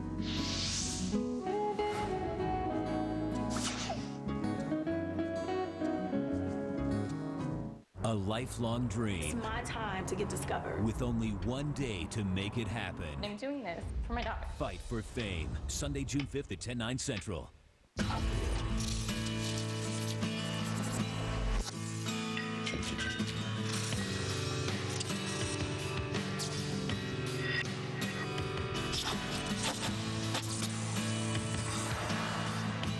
We started with a blank page and added over a century of knowledge.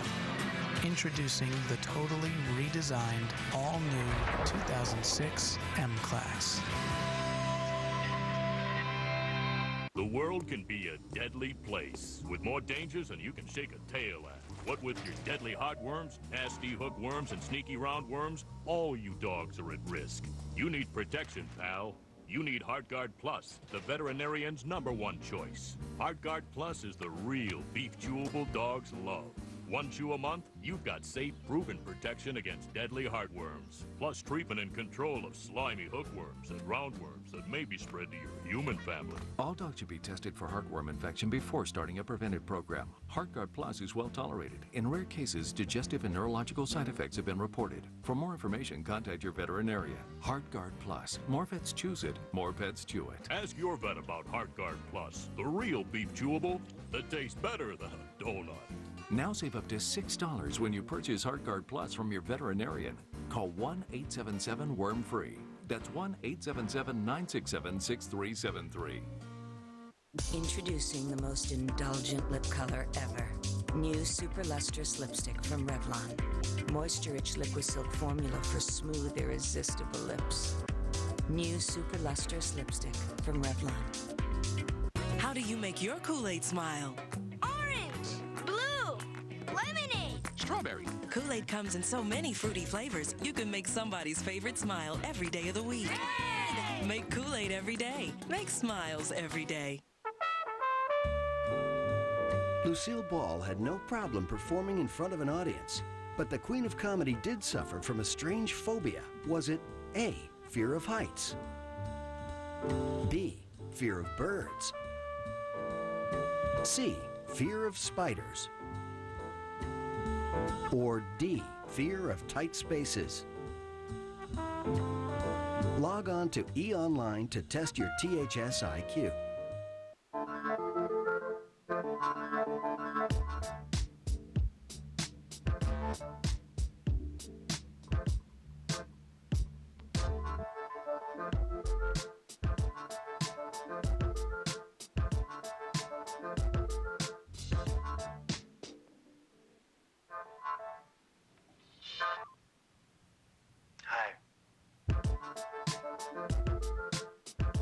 Hello, Moto.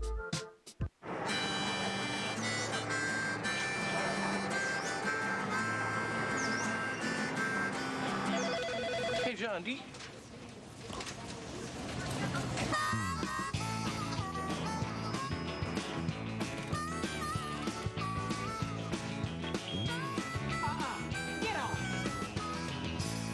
They're hard to put down. The new quarter-pound mushroom Swiss grill burgers at Dairy Queen. Do one and DQ something different.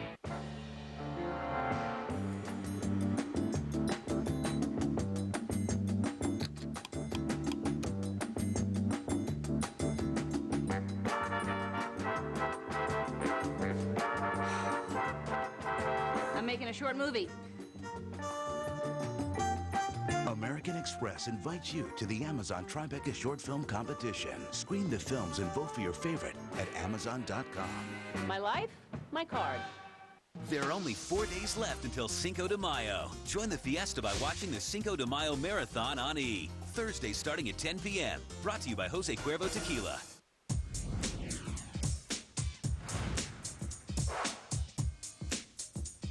What's your favorite episode of I Love Lucy? My favorite episode of Lucy is We're Having a Baby. Every episode of I Love Lucy is so hysterical. There's so many good ones. The Chocolate Factory. The candy in the candy factory. I love when Lucy's out on the windowsill with the pigeons. She was chomping on the grapes. The one where she's writing all those letters, her hand cramps up. In the candy line. The candy episode.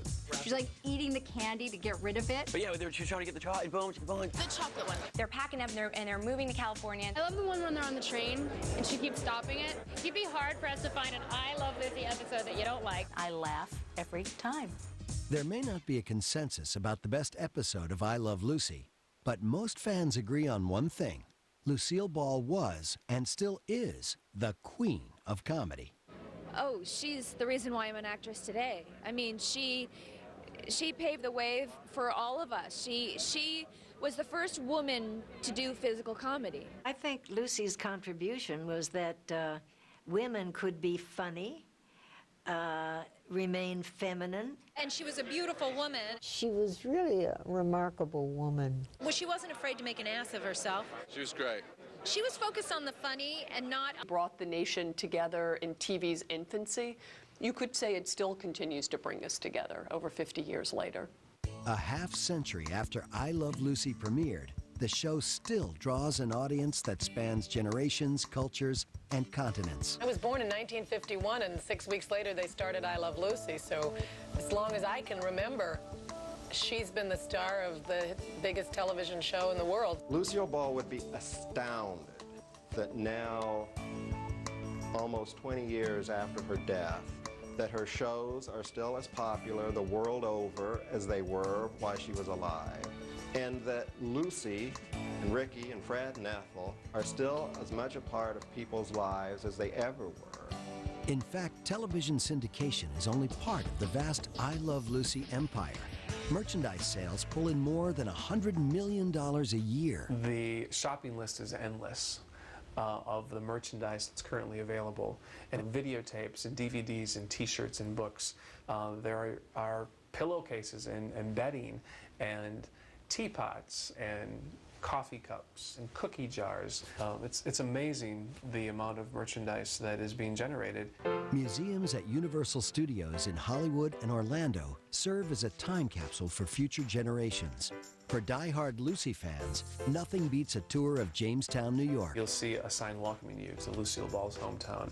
And in the downtown area, there are 3 wall murals that pay tribute to special moments in I Love Lucy history. There's the Vitamin to Vegemin Girl, Lucy and Ethel wrapping chocolates on the conveyor belt. We have Lucille Ball Memorial Park in Celeron, which is just outside of Jamestown. The Lucy Desi Museum, of course, is in Jamestown. And just down the block from the museum is a theater named after her, the Lucille Ball Little Theater. The Lucy Desi Museum-sponsored festivals happen twice a year. In May, it's called Lucy Desi Days, and in August, we celebrate Lucille Ball's birthday, when we have candy wrapping competitions and grape stomping events. But nowhere on earth is Lucy's inspiration felt more deeply than in Hollywood, the town where it all began. Lucille Ball was absolutely instrumental in my early career. She saw me one time on a Merv Griffin show, and she said, "Look, I saw you yesterday on a Merv Griffin show. You were funny, you have a great sense of humor. That's very unique with someone of your build." She says, "I want you to come in and read for me for a part for television special called Happy Anniversary and Goodbye with Art Carney and her together. And I was not experienced at all at this point, and it was a total disaster. And she came, she said, "Oh, this was fabulous. You are hired. I loved your performance." Spectacular woman. Lucille Ball, the lovable redhead, gave us some of the most memorable moments in television history, and her legacy lives on. There was only one I Love Lucy, and there was only one Lucy. And we were very, all of us, the world, collectively, we were, as a people, we're very, very blessed to have that gift. She is the queen of comedy, and there's no one that ever did it better. Lucy was everybody, and that's what makes Lucy brilliant, that they were all people. Didn't matter what color, didn't matter anything. It's quite fabulous. They were complicated, loving, unusual people who took all of their scars and created comedy. Nobody will ever top her. The combination of beauty and talent is just enormous.